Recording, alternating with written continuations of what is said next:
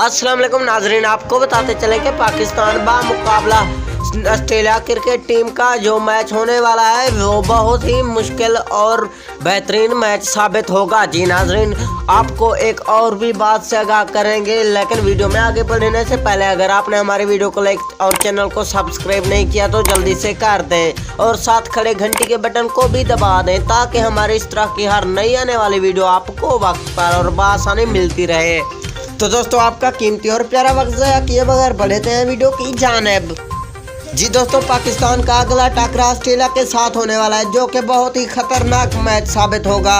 जी दोस्तों, ये मैच 11 नवंबर को दुबई के स्टेडियम में खेला जाएगा और ये मैच पाकिस्तानी टाइम के मुताबिक 7 बजे होगा। जी दोस्तों, आपको बताते चलें कि दूसरी जानिब इंग्लैंड और न्यूजीलैंड का मैच होगा जो कि 10 नवंबर को खेला जाएगा। ये मैच भी दुबई स्टेडियम में होगा।